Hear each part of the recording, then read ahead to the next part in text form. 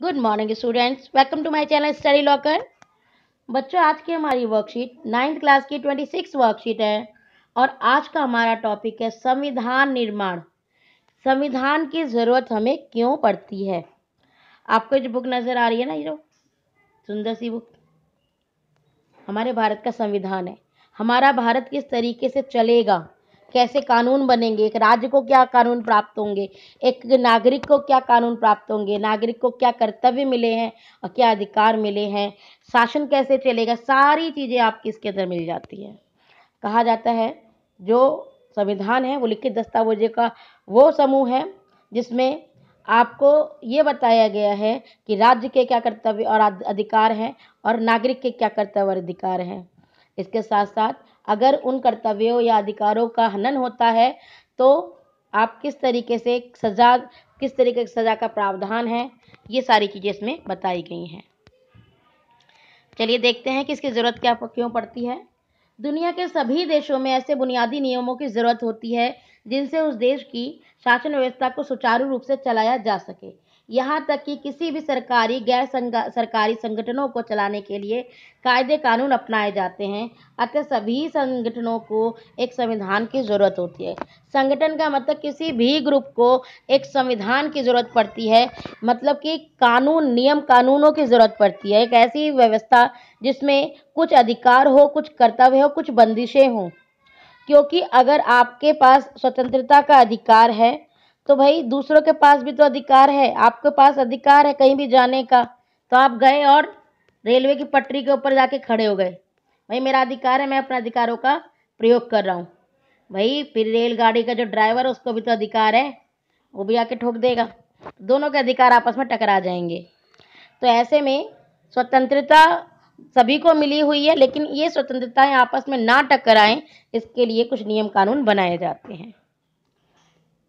आपने अपने घर में भी देखा होगा, बहुत से रूल्स होंगे, भाई 6 बजे के बाद जो है बाहर नहीं घूमना, इतने बजे से इतने बजे तक पढ़ना है, सुबह जल्दी उठना है, लेट उठे तो डांट पड़ती है। तो ये सब संविधान का ही एक रूप है, ये घर का संविधान होता है।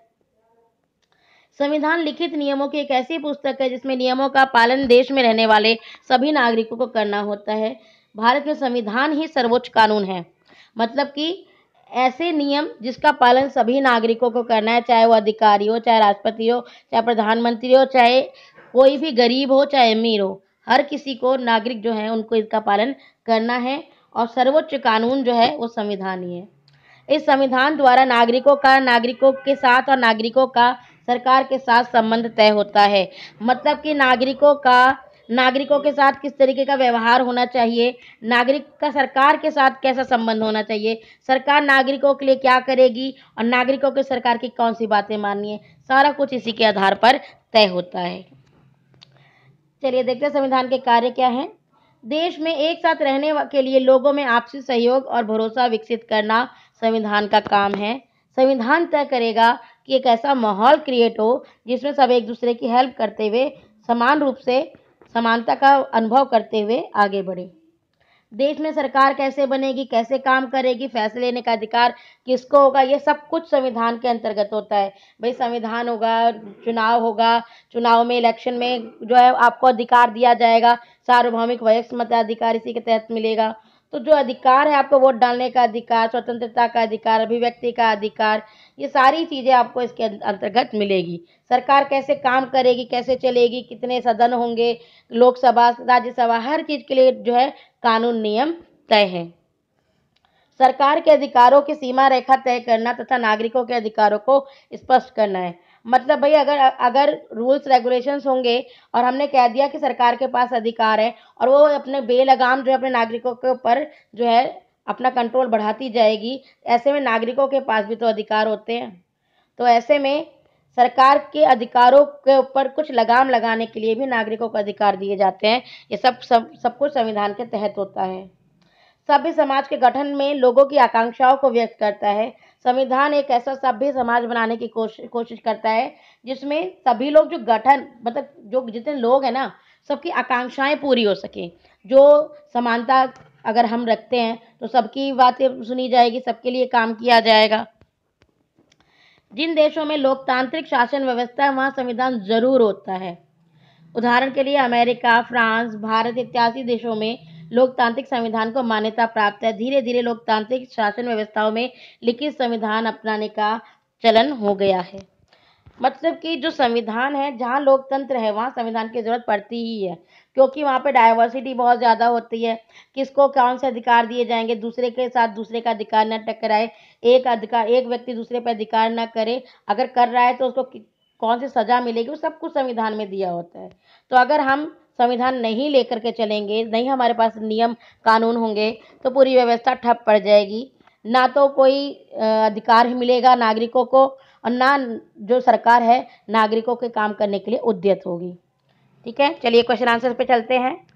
क्वेश्चन नंबर 1, संविधान किसे कहते हैं? किसी देश अथवा संस्था को चलाने के लिए कानून नियमों को तय किया जाता है, इस संग्रह को संविधान कहते हैं। इसमें नागरिकों एवं राज्य के कर्तव्य एवं अधिकार व नियमों को पालन न करने पर किस प्रकार का दंड दिया जाएगा, इसका भी उल्लेख किया जाता है। मतलब कर्तव्य बता रहे हैं, अधिकार बता रहे हैं, और अगर नियम नहीं फॉलो करा जा रहा है तो दंड क्या दिया जाएगा, इस सब कुछ इसमें जो है बताया जाता है। राज्य को सुचारू रूप से चलाने के लिए यह अति आवश्यक है कि संविधान में सारे रूल रेगुलेशन हो कि राज्य कैसे चलेगा। क्वेश्चन नंबर हमारा दूसरा आता है, किसी देश में संविधान के क्या कार्य होते हैं? देखो भाई, संविधान का मेन काम है लोगों को एक ऐसा माहौल देना जिसमें कि वो अपने कर्तव्यों का पालन करते हुए, अपने अधिकारों का उपयोग करते हुए अपना विकास कर सके। ठीक है ना भाई, संविधान ही तो माहौल बनाएगा, वरना क्या होगा, अगर समानता नहीं होगी तो क्या होगा, तो ले लो जॉब, मिलेगी जॉब नहीं। अभी क्या है भाई, फॉर्म भरिए, सभी का एग्जाम होगा और सभी का इंटरव्यू होगा, फिर जिसके जैसे मार्क्स आएंगे उसको जॉब मिल जाएगी। संविधान नहीं होगा तो फिर क्या होगा, मेरी मर्जी जिसको जॉब दूँ। तो ऐसा गवर्नमेंट सेक्टर में नहीं होता है। नागरिकों को समानता का माहौल देना, एक माहौल देना मतलब जिसमें कि सभी लोग बराबर हैं। आप ही बताइए, नागरिकता में जितने भी भारत के नागरिक हैं उसमें सबसे महान कौन नागरिक है? चाहे वो किसी भी कैटेगरी का हो, किसी भी भाषा का हो, किसी भी धर्म का हो, किसी भी क्षेत्र का हो, सारे नागरिक बराबर हैं। कानून के समक्ष भी सभी लोग बराबर हैं। भाई जिसने एक कत्ल किया है, चाहे वो किसी भी धर्म का हो, किसी भी जाति का हो, किसी भी रंग का हो, किसी भी रूप का हो, सजा सबके लिए बराबर है। संविधान नहीं कहेगा ओ तुम तो इतने सुंदर दिख रहे हो, तुम्हें सजा ना दूं, ऐसा नहीं है। समानता का माहौल होता है। नागरिकों को अधिकार देना और उनके कर्तव्य समझाना जो है संविधान का कार्य है। यदि किसी के अधिकारों का हनन होता है तो उसको न्याय दिलवाना जो है संविधान के कारण हो पाता है। प्रशासनिक नियम तय करना कि कैसे शासन चलेगा, इलेक्शन होगा, कौन पार्टी कैसे शासन करेगी, ये सारी चीज़ें संविधान के कार्य हैं। इन सब चीज़ों को सुचारू रूप से चलाना।